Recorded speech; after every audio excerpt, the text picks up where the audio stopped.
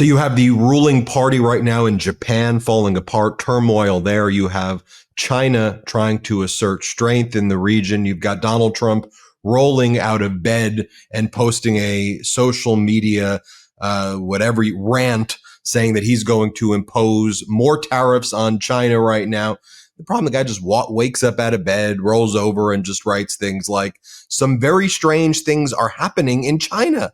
They are becoming very hostile. You think you're just learning that, Donald? They're becoming very hostile and sending letters to countries throughout the world that they want to impose export controls on each and every element of production having to do with rare earths and virtually anything else they can think of, even if it's not manufactured in China. Nobody has ever seen anything like it. Essentially, it would clog the markets and make life difficult for virtually every country in the world, especially for China. I'm not going to read the whole thing because he goes on and on and on, but then he basically says that we are going to think about a massive increase of tariffs on Chinese products coming into the United States. And there are many other countermeasures we're going to be taking. You know, it's like he learns these things happening for the very first time, rolls out of bed and posts them. It's very, very strange. You had Treasury Secretary Scott Bessent making his rounds on Fox and other networks, basically saying, don't worry, the Chinese will come back. The Chinese will come back. Just watch what Bessent says. I'm not sure how this is negotiating from a position of strength. Let's play it. Negotiations, correct? Well, that and holding the American soybean farmers hostage. They politicized these soybean purchases, and most of them have gone to Brazil. And we're not going to let that happen. And I believe that the Chinese will have to come back at the end of the season and buy soybeans. But then earlier, Donald Trump seemed to be ceding all of the leverage regarding actually helping our farmers and having a coherent policy vis-a-vis China. I don't know, maybe cementing better relationships with South Korea and Japan. And he's been focused on the TikTok deal and all of his rich friends in the TikTok deal that he needs China to approve. So all of Trump's focus is now, I guess, making TikTok into MAGA talk. So Trump had said this earlier. Here, play this clip. The United States has that value in its hand because we're the ones that have to approve it. I specifically get the right to approve it. The people that are investing it are among the greatest investors in the world, the biggest, the richest, and they'll do a great job. And we're doing it in conjunction with China. But we are getting, the United States is getting a tremendous fee plus. I call it a fee plus for just making the deal. And I don't want to throw that out the window. I can say this, that you'll have a lot of very unhappy youth. And I use TikTok very legitimately, very straight, just statements every day, little statements, short statements. Sir, make it short, please. And TikTok Jack, we call him. It was pretty good. Uses it very legitimately, just wants everybody to know. Unlike Truth Social, where he sends direct messages in public to his attorney general demanding that she criminally prosecute his political enemies. As I mentioned earlier, turmoil in Japan as the Komeito party ending its coalition with the ruling Liberal Democratic Party, sending their markets down significantally on the day. And it was on the news that it was possible that the Liberal Democratic Party's far right wing, Takahashi, was potentially going to be the prime minister. And now there's a total mess there. But to help make sense of all of this mess, there's nobody better to talk about than the former ambassador to Japan, former chief of staff to former President Obama, former mayor of Chicago. I can't think of someone else who knows more about this region and connecting it to what's happening to the American economy than you, Rahm Ambassador Emanuel. Great to see you, Rahm. Appreciate you being on here.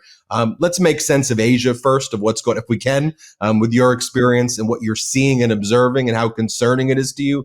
And then let's talk about some domestic issues. Look, I mean, I guess you look at this and I think basically Donald Trump's been caught by how he's treated both allies, our friends and foes. China's basically found leverage. They've done critical minerals before, go back to 2012 against Japan. And they've applying pressure, and they're going to apply pressure. And they're doing it to soybean farmers in Illinois, Iowa, Indiana, etc. They're now buying Brazilian and Argentinian soybeans. Our farmers have lost that market and are out huge amount of money, and could be could see a lot of bankruptcies in the rural parts of the Midwest in that area. And China's basically, I know Donald Trump thinks he's the greatest, but is outperforming him, finding leverage points and squeezing.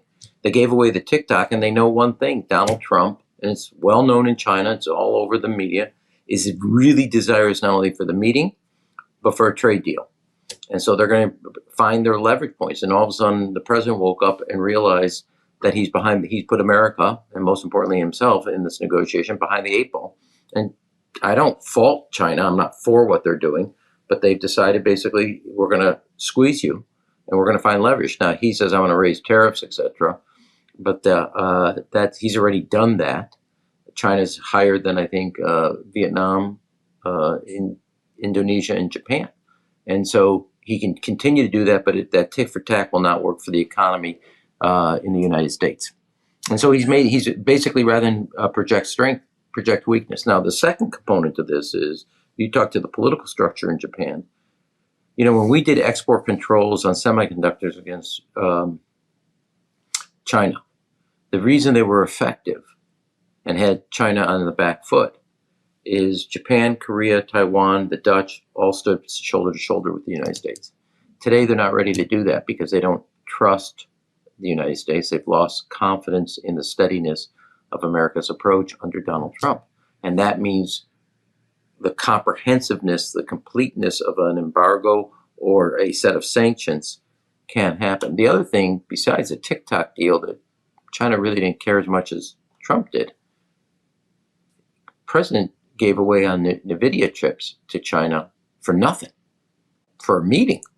And there was a lot of consternation inside his own kind of foreign policy establishment about, and Democrats, and I would add my voice to that, of how costly that giveaway was in the sense of the semiconductor advanced chip competitiveness between the United States and China. I think about the delicacy with which you were chief of staff, how you would handle these meetings, the carefulness that would be brought to just the language that was used, and every aspect of it was handled with the utmost meticulousness. Then I contrast that with how Donald Trump's been bringing in the president of South Korea and saying all of these things in front of him that, you know, seem to be highly offensive culturally on many different levels that would have certain reactions back at home, not to mention raiding the Georgia factory right around the same time the president took that visit of South Korea there, then making comments about Japan not meeting with leaders, like he'd show up, have meetings scheduled, and then ditch the meetings, which would send messages back home and create the turmoil there. And so can you speak to, you know, what goes through your mind when Donald Trump's standing there with the world leader and he's saying, you're giving me $750 billion or $550 billion. Let me just say, let me get to this one thing. I know there will be no Japanese government is going to sign over $500 billion to the United States. And there's going to be no South Korea government that's going to turn over $440 billion. So what goes to, you know, these leaders though, when they're sitting there, what are they, what's going on in front of us when you're seeing that take place? Look, I don't know how to answer, I mean, they're sitting there, and part of their calculation is how not to be on the wrong side of Donald Trump and get out of this meeting with some wins with least amount of embarrassment or danger in this area. But, you know, one of the things that as ambassador we try to do is reverse the playbook on China. China tries to isolate Japan, a Korea, or Philippines, or Australia, where they used economic coercion. By bringing everybody together through India, Australia, Japan, the United States in the Quad, the United States, Japan, Korea in the Trilat, the same thing with the Philippines, we isolated the isolator. And China felt it, which is why they complained. I think we haven't even touched, we talked about Japan and Korea, our mismanagement of India, a major counterweight against China, both on the manufacturing technology side, but also on kind of the military side, and keeping not just the Pacific, but the Indo part of the Indian Ocean part for China.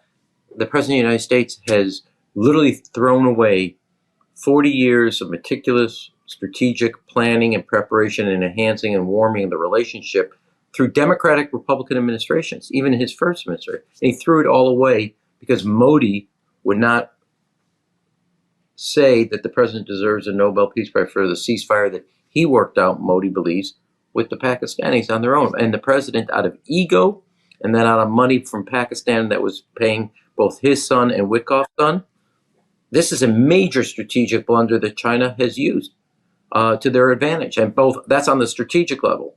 And on the economic level, the United States is tariffing and putting tariffs on our allies without thinking through all the equities on defense spending, political alignment of our strategic interests vis-a-vis China, and then our economic integration, which is going to require friends and allies working together with the United States. I will say his chaotic process worked in the final days here in Gaza because he took advantage of the leverage he had on Bibi Netanyahu and also organizing the Arab world to leverage Hamas finally. That chaotic process is now a detriment. That same tactic is a detriment in confronting China. I think truth, and this is an admission by me, that when I started this network, I focused so much on the horse race of domestic politics and not connecting it to these international events because they are interconnected. And by ignoring what's happening abroad, I was ignoring the root causes of what's happening to our farmers here. Why are our businesses, struggling to export things? Why are they struggling here? So I've made a bigger deal about talking about international and then talking about domestic, which I want to get into now because we're really feeling it here in the United States. I mean, Trump's, in addition to all of the other, nonsense and craziness and dangerous stuff that was on the campaign, affordability, saying that things were going to get better on day one, I'll make things cheaper, was one of the, purported selling points. He said a bunch of crazy stuff as well. But now he goes out and about and he claims he did it. Like he goes out and he goes with the repetition. If I just say I did it, I did it. He goes, I solved inflation. Things are great. Everything's better. I'm the one who've done it. Isn't everybody living a golden age? What's interesting at this moment, and I want to get your take, is it just doesn't feel like that's working as we're here, approaching mid-October, and people are like, no. I'm not doing good. Healthcare is a real thing for me, not a fake thing for me. I'm suffering. I'm struggling. Stop saying things are good. They're not good. What do you make of that? Well, I just saw right beforehand a survey this on sentiment. The one thing Democrats and Republicans agree on is both are sour on the economy. Used to be there was a partisan split on the economy based on the president's party affiliation. That now is changed. But everybody across the line, not the same percentages, but Democrats and a majority of Democrats and a majority of Republicans are negative of the economy. A. B. Very important fact. Only 10% of the society that's making $250,000 or more is holding up 50% of consumer spend. It's the most narrow piece of kind of an inverse pyramid, and we haven't had that in decades at this high a level. And so for a lot of the country and a lot of the public, they are really, really struggling and close to, if not in a recession. And take subprime car loans are way behind schedule, worse than 90 days, the highest it's been in over 20 years. All the indicators, and again, we don't have a lot of government data because of what's happening in the shutdown, are indicating that, in fact, this is not a golden age. People are struggling day in and day out. And then you have these 20% increases in utility rates, 10% increase in healthcare costs. Only 12% of people under the age of 30 can afford to buy their first home.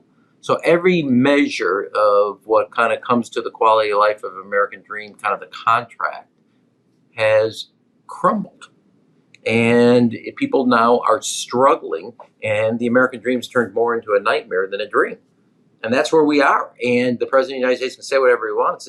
He's going to, in my own view, my assessment, he's going to commit the same kind of mistake that Joe Biden made, which is telling people things are great, look at all the data, and people in their day in and day out lives don't see that, and not only don't see that, are struggling, and they're negative to his stewardship of the economy. One fact, going back to the other subject, On our imports, almost 50% of our imports are products that go into manufacturing here in the United States. Japan, by way of example, is the largest investor in the United States. Half their investment goes into manufacturing. So when you start raising tariffs, you're raising tariffs on things that are actually helping the United States continue to be a manufacturing powerhouse or an economy. It's the wrong approach to a good end, which is how to rebuild manufacturing in the United States. Manufacturing employment is down under Donald Trump. Construction and building is down under Donald Trump. It's not an economy that's doing anything about building for the United States. And that brings us to the government shutdown that we're in right now, which Yeah.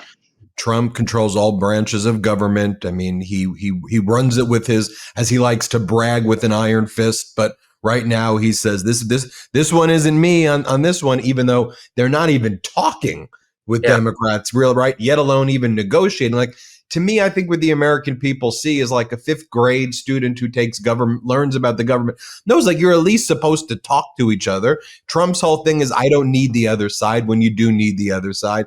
And then he goes and does the whole thing where he, which was the election stuff, which is he goes, look, the immigrants are taking your health care. It's transgender people from Peru who are doing, they start with that.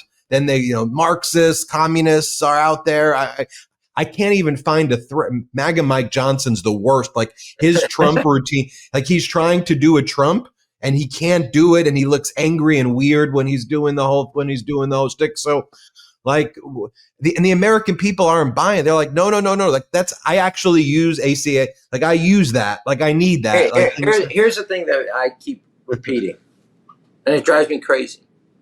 We are writing a $20 billion check to Argentina, no questions asked, to bail out the president's friend, and 20 million Americans are losing their health care. Now, I don't know who thinks this is a good trade, but literally, we just completed, under the Secretary of Treasury, $20 billion, no reforms, nothing from Argentina. And this will be their umpteenth bailout. We're going to give them $20 billion. And their farmers compete against our farmers for the Chinese market. They're going to get $20 billion. And 20 million Americans are going to lose their healthcare support from the federal government. Now, that is not a good trade. I didn't realize that being Argentinian was a benefit in the Trump administration, and being an American is going to cost you your healthcare. But that's exactly what the Trump administration is doing. Now have you ever heard of this? An exclusive Air Force base for Qatar in like Idaho? Like, did you hear this morning? They're doing the Qatari Emirati Air Force base. I mean, look, alliances, strategic, whatever. But we're now like we're now naming our Air Force bases for the Qataris. And I mean, what with the straight face? What? Let me just say this: it's very hard to find a moment that an Emanuel is speechless. I'm speechless. Man, they need to have an airport to land the new plane they just gave them.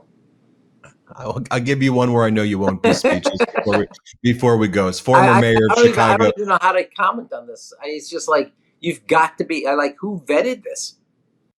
Wait, are we gonna? I mean, so we got the Qatari Air Force Base. Are we gonna do the crypto arena, White House, wing? Are we gonna do? I mean, yes. We are. Yeah. We are. That's the new East Wing ballroom is brought to you by Palantir, or whatever it is. I mean, that's where it's going. Before we go, you're former mayor of Chicago. I'm sure you have a lot of thoughts about like a literal military invasion of your city and sending Texas National Guard troops into the city where you were the mayor. What's your views on all that? Here, look, this is what's broken about our politics. I've opposed defunding the police. Stupid idea, failed policy. I oppose sending in the National Guard that somehow they're going to know Englewood, Little Village, back of the yard, neighborhoods in the city of Chicago. Community policing is the answer. It's neither defund the police or National Guard, 500 of them in a city of 3 million. Community policing. Bro, it's crazy. On immigration, I think open borders was a mistake. And I also think declaring open warfare on American cities is a mistake. And I give you one example of this. Last night on the way home from the airport, I stopped at my favorite Mexican restaurant, and a young woman there was near tears. out of fear that coming from home to work, etc., and how that if something happened to her, who would know and how would they help her? We're bringing the idea of getting criminal elements out of the country. You had everybody at yes. The idea that you're going to pick up people who are working, pick up people that are filing their papers and following the law at the courthouse. We are bringing a level of fear that is not only not correct, but doesn't solve the problem of immigration. It requires leadership.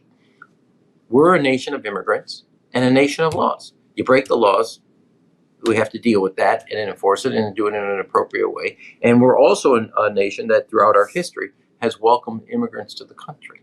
I'm a product of that. My dad came here, my grandfather on my mother's side. That's the country. Do you look at major companies in the United States as one example, and also all types of other professions, and you have immigrants from every part. So to me, open borders was wrong, and open warfare in America is wrong. And the American people know that, and that's why they've rejected, Democrats and Republicans alike, and independents, rejected what the president's done. In the same way, defunding the police is crazy, and calling out National Guard on American cities is crazy. It's about community policing. For the money you're spending sending the Texas National Guard up to Chicago, you could help the city of Chicago recruit permanently 500 police officers into the police department and help the city bring the type of public safety you need to Chicago or to Portland or to Boston. Second, if you really want to, everybody knows this who deals with the issue of crime, a mayor, a police superintendent. 3 or 4% of the city commits an overwhelming amount of the violent crime. Prosecute them. You have U.S. attorneys. You have U.S. Attorney's Office. Sort of. But no. But my point is, look, if somebody who worked on crime, the strategy is about more police on the street, getting kids, guns, and gangs off the street. It's a comprehensive approach from beginning to end. Invest in community policing. Invest in after-school programs for kids so they're not on the street. Prosecute the hardened criminals, and work hard at getting both them and the guns and the drugs that they use off the street. And it requires coordination. If the president said to the mayors, not just of the targeted cities, but the mayor, what do you need? How do we bring crime down? You would have a bill of goods, and they could partner. But I don't know if you know this, it was close to, I think it was $800 million cut in local assistance on public safety. So the President of the United States is now the author of defunding the police. Except his own personal police force, his ice ages. And then there's $200 billion that goes to people roving around your city with assault weapons out their window and spraying chemical agents near elementary school. I make this other point, which is maybe because I'm a nerd. In a few months, the government must produce a national defense strategy. It's a document. It says this about China, it says this about Russia, it says this about weapons of mass destruction. It will say, what are the threats? If there's a section about American cities as the enemy within, and that now it will be the first time that's ever been done. On the other hand, if it doesn't say it, then what we know is what the president is doing is not serious, that the enemy within, as the Secretary of Defense and the President of the United States and the Commander-in-Chief has said. So the lie will be exposed. The idea that cities are and I say this as a former ambassador, we used to organize military exercises with Australia, Japan, India, coordination of efforts. China took note. If you're thinking you're going to practice in American cities, are you bringing Australian, Japanese, European militaries here to practice with the United States on our cities? I think this whole thing is not only performative, it's dangerous. And the President of the United States is setting up not only a precedent, but also a kind of familiarize the American people that the military will be within the daily threads of our lives. And that is not who we are. And he knows it. And the good news is, so do the American people. So we leave with that with some hope. And I think the American people are getting it increasingly, although this is not the way I would have hoped we would have got our civics lessons through real world. Ambassador Emanuel, appreciate you. Thank you very much. Everybody hit subscribe. Let's get to 6 million subscribers. Thanks for watching. Be sure to add the MeidasTouch podcast on Apple Podcasts, Spotify, or wherever you get your podcasts for new updates every single day.